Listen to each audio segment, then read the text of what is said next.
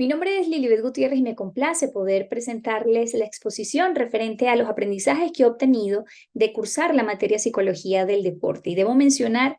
primeramente, que ha sido una sorpresa poder toparme con contenido e información muy interesante respecto al impacto que tiene el psicólogo deportivo en la vida de un atleta como tal, desde un abordaje idóneo. Y precisamente desde allí quisiera comenzar esta exposición en donde siento debe existir un enfoque muy claro de cómo se va a abordar la psicología del deporte en el acompañamiento para un atleta como tal. Y es tener claridad de que no es un abordaje clínico, que no es un acompañamiento que de alguna forma busque tener un tratamiento psicoterapéutico para tratar alguna patología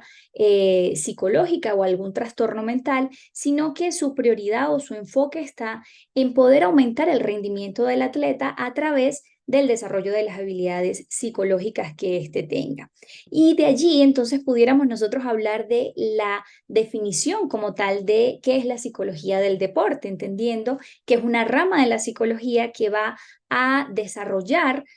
o ayudar a desarrollar al deportista a través de ese entrenamiento mental, fortaleciendo todo lo que son sus habilidades psicológicas y que esto lo lleve a mejorar su rendimiento deportivo y alcance su máximo potencial. Es importante saber entonces que el rol del psicólogo deportivo está en observar, identificar y analizar cuáles son esas habilidades psicológicas con las cuales se encuentra el deportista y de qué manera puede llegar a fortalecer las que se encuentren más débiles y las que de alguna forma están incidiendo en que el rendimiento del atleta no sea óptimo. Una vez que haya podido observarlo, haya tenido ese rapport, ese acercamiento, haya podido también observar las conductas del atleta como tal y una vez que las haya identificado y haya analizado su comportamiento, entonces está habilitado para poder elaborar un plan de intervención que lleven al atleta a alcanzar su máximo rendimiento, no solamente en la competencia, sino también dentro de cada entrenamiento. Cuando hablamos de las habilidades psicológicas que el psicólogo deportivo ayuda a desarrollar en el atleta, nos estamos refiriendo a lo que significa la motivación, los focos atencionales, la concentración, la gestión emocional, la agresividad, la ansiedad y el estrés, confianza. ¿De qué manera se pueden llegar a manejar y se pueden llegar también a, desde el autoconocimiento del atleta, a optimizar y utilizar en favor de lograr los objetivos como tal? ¿Qué debe tener en cuenta el psicólogo deportivo? Tiene que tener en cuenta y tener pleno conocimiento de lo que son las etapas del desarrollo evolutivo y cuáles son esas edades que lo comprenden, ya que cuando él logra identificar en qué momento se encuentra el atleta o el deportista, es capaz de poder identificar si se encuentra en una etapa de desarrollo de su deporte de manera recreativa o si ya está habilitado con la madurez suficiente física, emocional y psíquica para entrar a lo que serían las competencias y mucho más allá cuando ya esté habilitado para entrar en altas competiciones de alto rendimiento o élites como tal. Si el psicólogo deportivo no conoce cuáles son estas etapas como tal del desarrollo evolutivo, difícilmente podrá hacer un plan de intervención adecuado, ya que lo que estaría optando es por atropellar de alguna manera o estar fuera de los lineamientos de lo que requiere la persona en el momento en que se encuentre. Por otra parte, también te debe tener en cuenta el conocimiento de las diferentes disciplinas deportivas. Existen tantos deportes, bien sea indoor o outdoor, que amerita un conocimiento realmente muy específico para poder generar un acompañamiento idóneo. También obviamente tener en cuenta si son deportes individuales, si son deportes colectivos, ya que ambos se van a abordar también con sus características puntuales y el tener más conocimiento o mayor conocimiento en cuanto a las diferentes disciplinas le va a permitir ser mucho más mucho más competitivo a la hora de poder ofrecer sus servicios. Por otra parte, también debe tener en cuenta la habilidad para trabajar de manera articulada con el entrenador y con el cuerpo técnico, de manera de que él no represente una amenaza, sino que pueda darles a entender los beneficios y todo lo positivo que puede llegar a tener el tener un psicólogo deportivo y trabajar en el entrenamiento mental. Por otra parte, debe tener en cuenta también la periodización del entrenamiento, si realmente para lo que está enfocado es para una meta a corto plazo o largo plazo, si estamos hablando de microciclos o macrociclos, de acuerdo a el objetivo que tenga el deportista. Y por último, pues obviamente debe tener también agudeza en la observación, no solamente de las necesidades personales cuando hablamos de un deporte individual, sino que también cuando hablamos de un deporte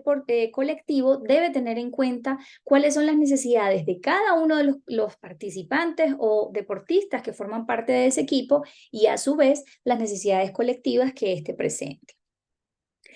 Es importante también tener en cuenta cuáles son las diferencias entre el psicólogo clínico, el coach y el psicólogo deportivo. Cuando hablamos del psicólogo clínico, tenemos que tener la claridad que se enfoca en evaluar, diagnosticar y tratar trastornos mentales, patologías que ya están tipificadas y que tienen una manera de abordar desde el acompañamiento psicoterapéutico. Y obviamente muy enfocado desde poder mejorar el tema de las conductas desadaptativas. Ahora bien, cuando hablamos de un coach, entonces estamos hablando de que este acompañante va a darle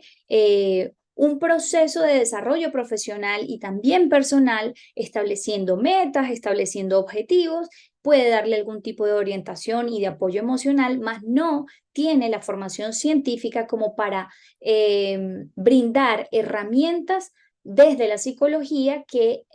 aborden en profundidad todo lo que tiene que ver con el desarrollo de habilidades psicológicas. Y cuando hablamos ya de un psicólogo deportivo, estamos hablando de alguien que ha de alguna manera especializado su conocimiento en función de qué, de poder aumentar el rendimiento deportivo desde ese entrenamiento de habilidades psicológicas y que lo va a llevar a acompañar al atleta a desarrollar su máximo potencial. Teniendo claras estas diferencias, entonces también podemos hablar de lo que son los campos de acción. ¿Dónde va a fungir el psicólogo deportivo? Pues obviamente tanto en deportes individuales como en deportes grupales. Que es importante tener en cuenta que en ambos va a buscar mantener altos niveles de motivación, establecer metas realistas y alcanzables, afianzar la confianza, la concentración, el enfoque y muchas otras habilidades. Ahora bien, es importante comprender que la misma manera en cómo se acompaña a un deportista individual no es la misma manera en cómo se acompaña a un equipo deportivo y eso es importante tenerlo en cuenta. Cuando hablamos de deportes individuales, hablamos de que el psicólogo deportivo va a ayudar, va a entrenar, va a fortalecer en el deportista lo que serían las habilidades psicológicas en torno al control emocional, atención y concentración, resiliencia, motivación, activación y autoconfianza. Cuando hablamos de control emocional, tiene que ver con algo fundamental, ya que va a invitar y va a poder acompañar al deportista a conocer su temperamento, conocer su perfil de personalidad, poder comprender de qué manera también le afectan sus emociones en su cuerpo, en su toma de decisiones y a partir de ahí entonces elaborar estrategias que le ayuden a utilizar esa emoción a su favor a la hora de alguna competición y a la hora de poder llevar a cabo su entrenamiento. No solamente para que sea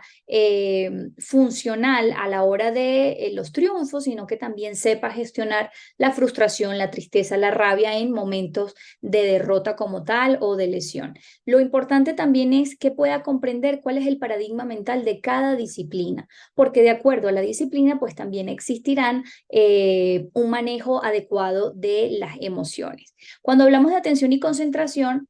es importante que el psicólogo deportivo pueda conocer los ritmos de atención según la disciplina, ya que eso le va a dar un punto de partida importante para enfocar al deportista y al atleta, bien sea si son focos de atención por intervalos o en la ejecución de la tarea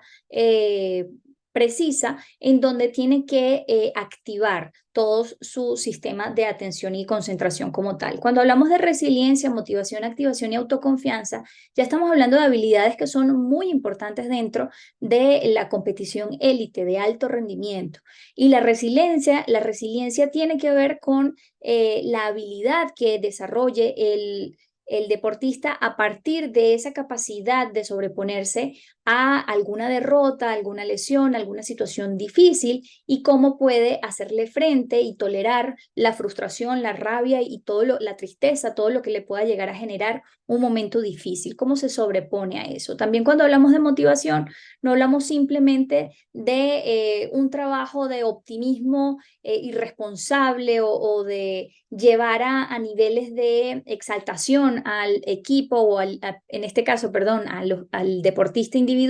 sino que es hacer un trabajo profundo mental que tenga suficientes bases para que la persona se sienta inspirada y pueda lograr esas metas que se ha propuesto. Cuando hablamos de activación, es de identificar esos umbrales o esos niveles de activación en donde el deportista pueda tener la capacidad de gestionar esos gastos energéticos y pueda también entonces activar en los momentos indicados y llevar a su máximo potencial su cuerpo. Y es muy importante tener en cuenta que cuando hablamos de deportes individuales hablamos de foco atencional estrecho interno. Quiere decir que toda su concentración está puesta o toda su activación está puesto en el tema de su deporte como tal, no de lo que esté pasando externamente y en la tribuna o en otros lugares, sino que toda su atención y toda la activación la realiza en función de esa tarea que va a cumplir. Por otra parte, entonces también estaría la habilidad psicológica de la autoconfianza, en donde el deportista o el atleta pueda desarrollar esa habilidad de creer que es capaz, que es posible lograr el objetivo a partir del entrenamiento que ha hecho. Sin embargo, esta es una habilidad que puede aparecer y desaparecer en el tiempo o por intervalos de tiempo y que también puede llegar a estar acompañada de lo que se le llama la Nike-fobia, que tiene que ver con ese miedo a triunfar o a ganar o a tener la posibilidad del triunfo como tal. Que es importante tener en cuenta que en los deportes individuales, más allá de motivar o de llevar palabras bonitas para el deportista como tal, es importante conocer su rendimiento, conocer el nivel máximo del atleta, a dónde es capaz de llegar y aparte de eso, conocer profundamente la estructura del deporte para saber en dónde se activa más rápido, cuándo es el momento de poder poner toda